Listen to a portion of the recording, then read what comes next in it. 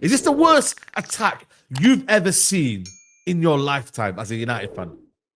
Let's go back to the when you start watching football. I started around 2001. So I seen the early the York, Cole, Sheringham just about retiring, I think. Solskjaer and then Solskjaer, Van Nistelrooy. Cool. Yeah, Louis, and then after Van Nistelrooy was Rooney, Louis Saha. Forland. Yeah. Forland. And then it was Wayne Rooney. Yep. Van Nistelrooy. Yep. Saha was still there. Yeah, Saha was still there. Then it was Rooney, still Saha. Carlos Tevez, Berbatov. Then it went to Van Persie. Yep. Welbeck was obviously playing then. Zlatan. Yep. Lukaku.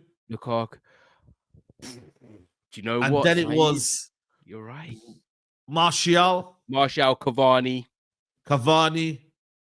Then it went to Ronaldo. Yep. And then it went to Højlund to Xerxes. And what was after Ronaldo for a little bit? We had back to Martial. Back to Martial. Yeah, then Højlund came in. Oh, we had a little Falcao era. Yeah, the little West. Yeah. Falcao. Yeah. Forget Sanchez now. You weren't there. Wow, man. And then now, you know what? And then now, in between, you got Igalos and that. Yeah, the little loans and stuff. But the main now, what are we doing Saeed, now? Do you know what? This is probably the worst, because I'm thinking even when Weghorst we had Rashford, but Rashford was on form then, so it was all right. We still had Martial. Garnacho was coming through as a young blood. At the moment, you've got Ahmad, who's not really fully playing 10. He's sometimes wing back. Bruno is not really cutting it at the moment. Rashford is gone. Anthony's gone. Sancho's gone. We've got, do you know what? It's probably the worst. Yeah, but do you know what? It is the worst. No, it is the worst. I'll show you. I'll give you. It's 100% the worst. Yep. I'll give you photographic evidence of it being the worst. It's the worst. Do you know what? I'm watching a Man United team at home, and I don't know how they're going to score goals. There's no pacing behind, really. There's no technical ability fully. Yeah. The dimension. People are saying Ahmad's the right wing back in the system. Yeah, he's basically a right wing back. There's no pace. I'm talking, and I don't think Garnacho's that quick. By the way, he's good against tired legs. Højlund just runs, but he doesn't really do nothing with the running. He drops into the pockets. He's not getting consistent starts, so he can't find rhythm. And Ahmad is basically better as a wing back at the moment because we have no wing backs. No wing back. We have no. I look at this team, and I know that it's the worst. And the reason I'll tell you it's the worst is because what I just said to you a few minutes ago. I watch us at Old Trafford. I watch us away from home, and every time I watch Man United, I'm like, how are we going to score? It's going to be either a mad moment of brilliance or a lucky strike like Martinez's against Fulham. Martinez's goal against Fulham, by the way, was the only shot on target that we had, and it was deflection. I don't know how we're going to score goals. It's the worst attack, bro. That is mad, And even the Liverpool game, Martinez has got us the goal that started off everything. You know what I mean? So... would that game have changed a little bit differently? Had Martinez not scored first? It's you've got to add these little percentages together. Martinez has got 3 GA this year. I think he's got 3 GA more than Højlund. Yes, he's got 2 goals and an assist. Wow. So this is not a. You know what it is, man? Not a joke. It's like. People can blame Amarin all you want here, but bro, there is reports out there that manager apparently wanted a striker in January, but people are saying that he never wanted it or he knew what he was coming into. The difference between you knew what you were coming into versus what you want and what you could go and get.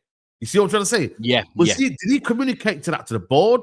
And if so, then has it backfired on him for them believing the board that they would get him the striker? It's a bit of a. You know what? This is my thinking. He didn't play a striker on the weekend to send a last-minute message to the board. I want someone before. I don't agree with that. I don't agree with that one. I don't agree with that. Yeah. We'll touch on that, actually, to be fair. But I think it was a message to the board, which whether agree or disagree, that's what I think he was doing, because obviously Kobe should have played in the 10, like he stayed at Bucharest and he played well there. What I don't think Amrim believed is that he was going to come in, right? Because Amrim's coming from a team, right, that wins games. They won every league game of Sporting Lisbon.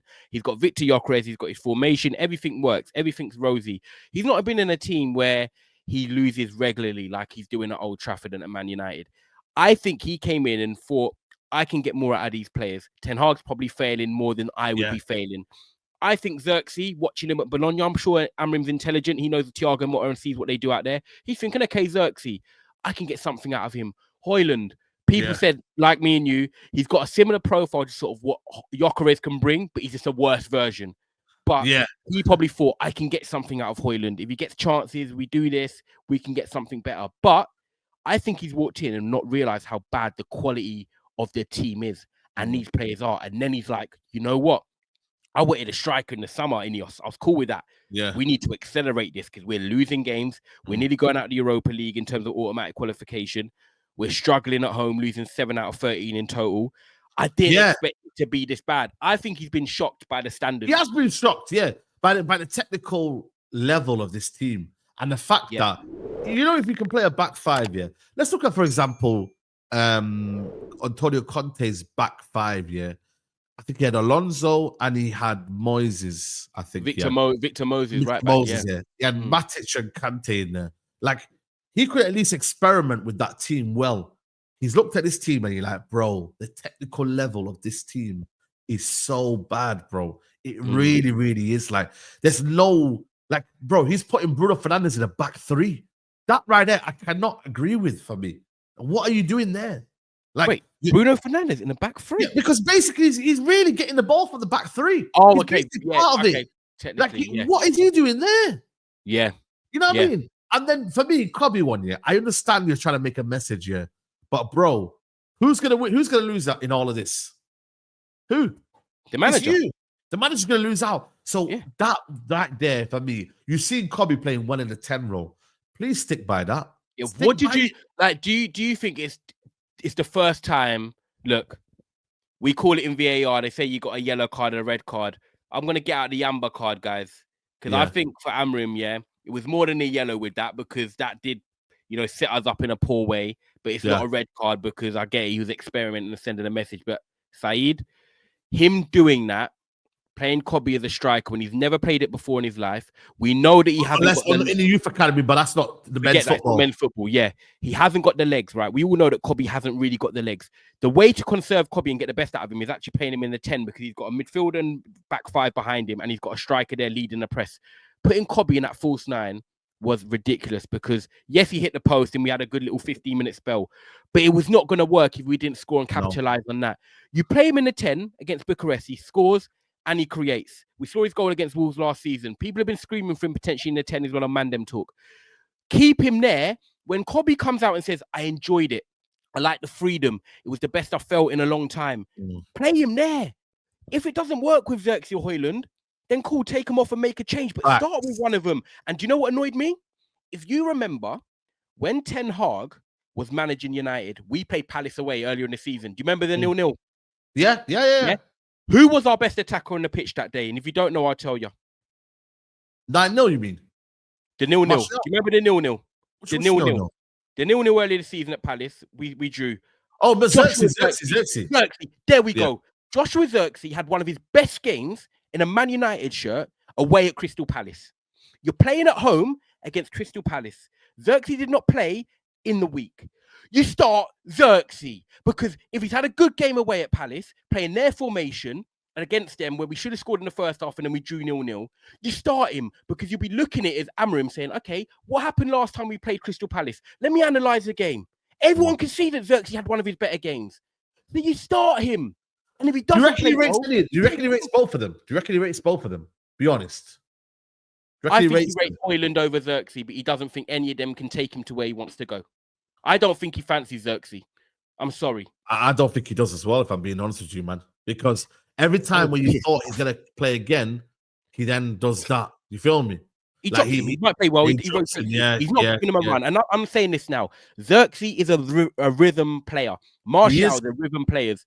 Kolo Muani, sort of them link-up players, they're rhythm players. You can't drop them in, expect a 10 out of 10. They need to find the rhythm, know where the attackers are going to be, play the runs and so forth. That's why when Harry Kane comes back, Harry Kane's never just amazing straight away. He needs to find the rhythm because he's that type of player. Yeah. He's not a I don't think he rates any of them. I don't think he does, but then again, that Sunday was an Amrim.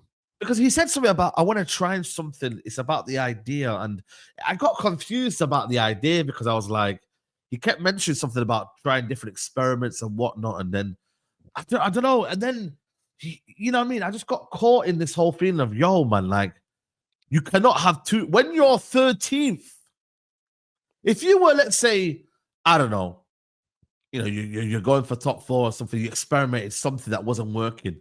I would have said, you know what, fair enough. But that there did not need an experiment because it's like, Kobe as well has not been playing well in the 6. He's just about playing well in the 10 role. And then you do that. I just thought that was just, it was not the greatest of ideas. If you're a player, if you're Kobe, so you're Kobe, but also you're the rest of the squad. He announces the team and he says, Kobe, you're playing a striker. Like, imagine being in that dressing room, right? And he's like, right, the team for today, get to the number 10. And you're like, Garnacho, Ahmad, and then Hoyne or Xerxes, one of them are expecting to get the call. And then he goes, and Kobe, you're playing as number 9. Bro, I would like my natural reaction, like, I'd look around because I'm shocked. Kobe's profile to play in the number 9, I don't get what the thinking was. If it came off, it would have been like a master stroke, but I knew it weren't going to come off because he hasn't got the dynamic athleticism to play there. I don't know what he was doing. Other than sending a message to the board, everything else about it was wrong. You've got Guehi, you've got Lacroix, and you've got Richards. Quite physical centre-backs. Like, this comment here, I don't agree with that. I don't agree with this comment here, bro, about nothing to lose. Listen, we're 13th, man. And the realization is that it's not acceptable just to keep on losing. As much as you can say the season's done, it's still acceptable for you to say, you know what, just go in my house and start robbing everything. I don't value this sort of items. You can't say that to people. You can't have free reign. We're not free reign FC.